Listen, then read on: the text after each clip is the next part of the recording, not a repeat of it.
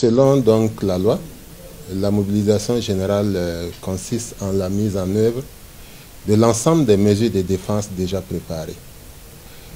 En général, la mobilisation générale est couplée à la mise en garde qui, elle, consiste donc en certaines mesures propres à assurer la liberté d'action du gouvernement, à diminuer la vulnérabilité des populations et des équipements principaux et à garantir la sécurité des opérations de mobilisation ou de mise en œuvre des forces armées nationales.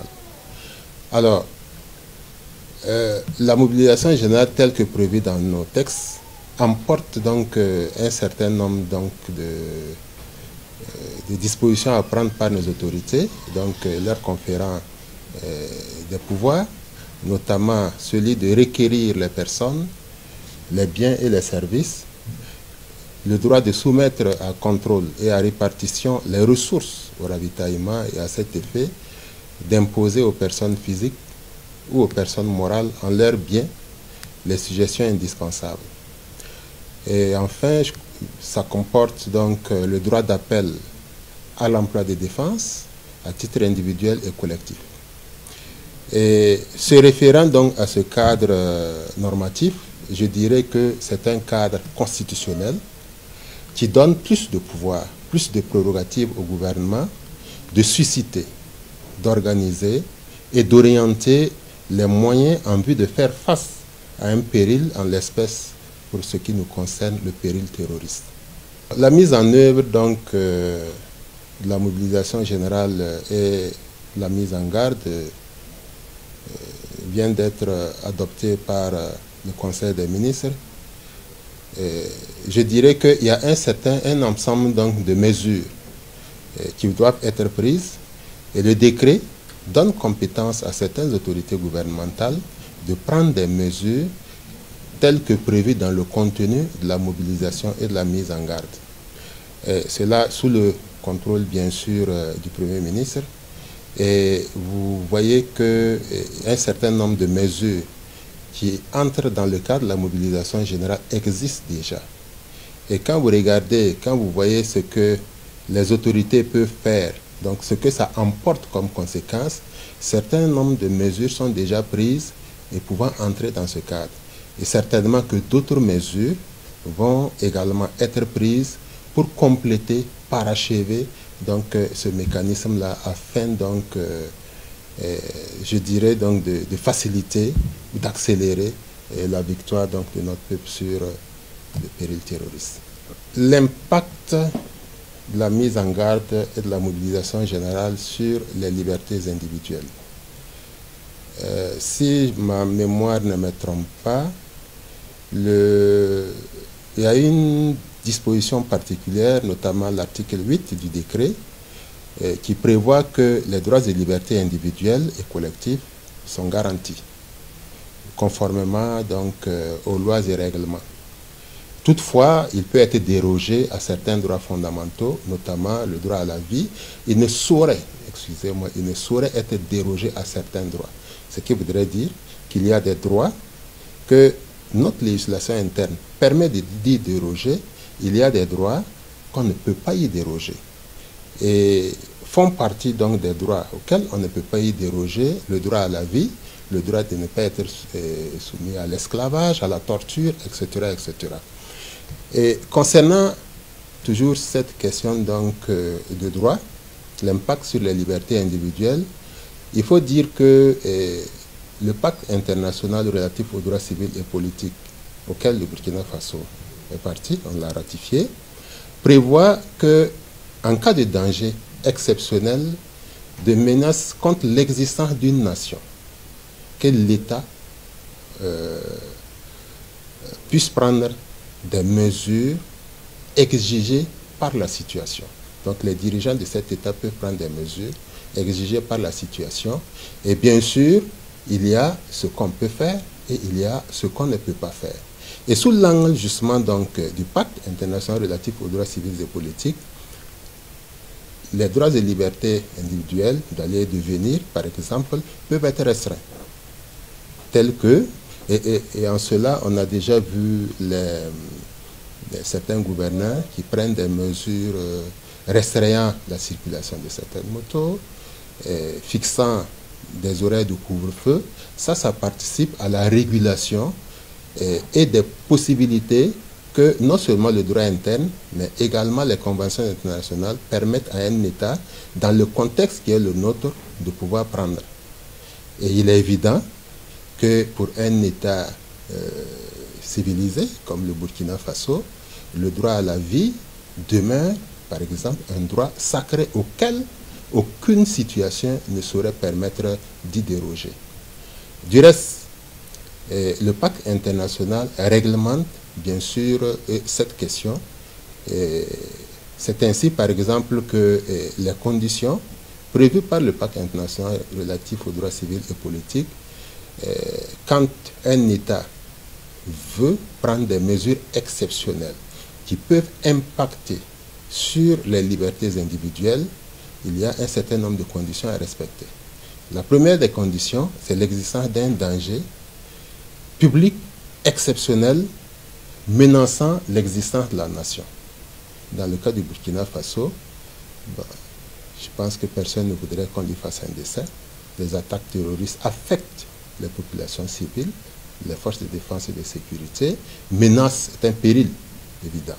La deuxième des conditions exigées par le pacte international relatif aux droits civils et politiques, c'est l'utilisation des pouvoirs exceptionnels à la condition que ce soit prévu par un texte national. Et en l'espèce, notre Constitution le prévoit. Notre Constitution prévoit cela.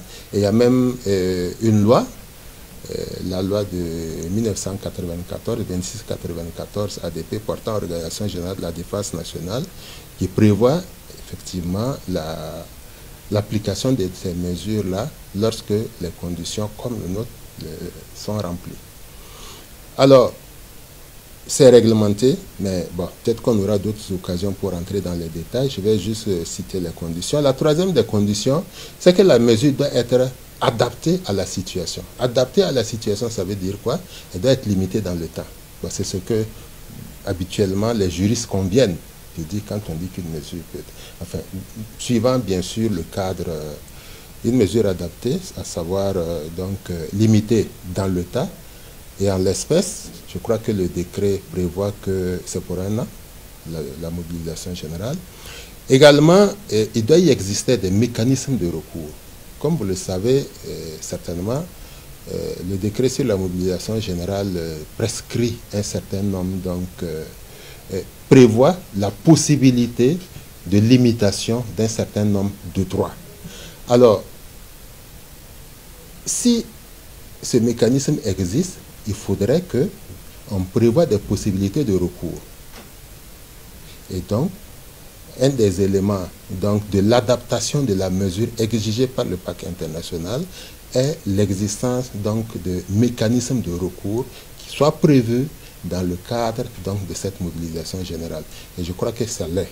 Par contre, certains autres droits peuvent légitimement, dans le cadre de la nécessité et en vue d'atteindre les objectifs fixés, être limités. La question de la liberté, vous voyez qu'aujourd'hui, elle est beaucoup discutée. Il y a des pour, il y a des contre, chacun, bien sûr, tirant la couverture de son côté. Moi, ce que je dirais de façon plus pratique, c'est que la question, elle est très cruciale, parce qu'elle est controversée actuellement, même entre les Burkinabés.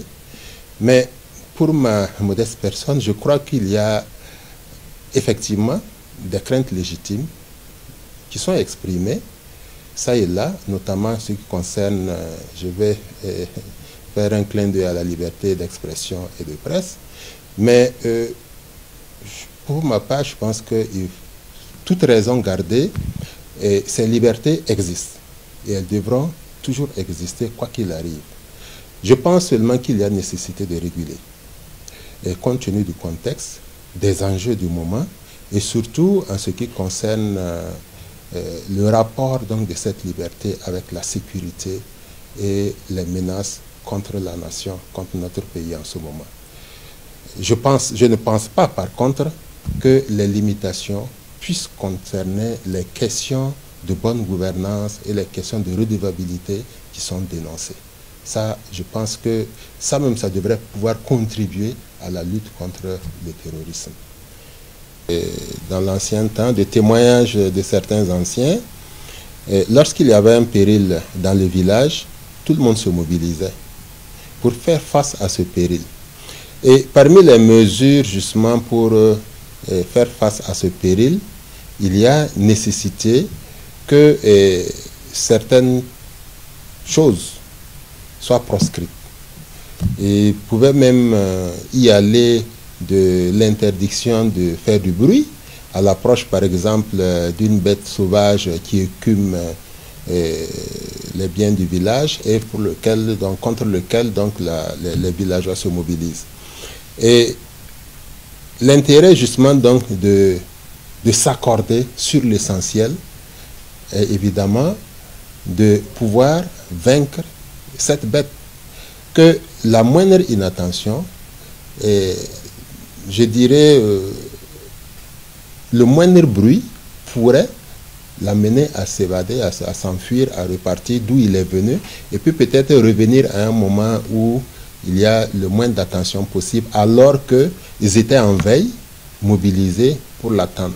Et donc, vous voyez que, même dans nos traditions, il y a que lorsque le péril existe, il y a certaines limitations afin de trouver le consensus national. Mais dès lors que la bête est tuée, on a créé le aura de la victoire, chacun retrouve sa liberté, et il en fait ce qu'il veut.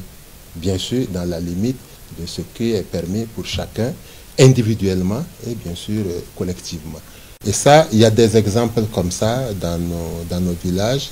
Il y a des témoignages qui foisonnent à profusion et qui témoignent donc de la mobilisation, de l'organisation pour éradiquer des fléaux, pour vaincre certains maux dans nos sociétés traditionnelles anciennes. Et je crois que la situation d'aujourd'hui, elle ne peut pas être isolée. Vous voyez, nous sommes dans un contexte où on a besoin donc de tout le monde, et également où il y a quand même certaines nécessités de limiter parfois certaines libertés, comme je dis, dans l'intérêt bien compris de cette nécessité de lutte contre le terrorisme. Le décret qui vient d'être adopté en termes de capacité est un moyen pour moi indispensable qui se fonde d'abord sur nos règles internes, mais aussi sur nos obligations internationales, notamment celles contenues dans le pacte que je viens donc de citer tantôt. Alors, la lutte contre le terrorisme, on l'a toujours dit, elle n'est pas seulement que militaire, c'est une question qui est transversale. Et vous voyez que le décret qui vient d'être adopté en Conseil des ministres va non seulement donner un cadre juridique à l'ensemble des actions de mobilisation qu'il encadre par ailleurs, mais aussi à assurer la cohérence, l'efficience des actions au sein du gouvernement. Je pense, pour ma part, que ce décret va renforcer et améliorer la transparence des mesures qui sont prises ou qui seront prises, bien sûr, sous le timbre de la nécessité.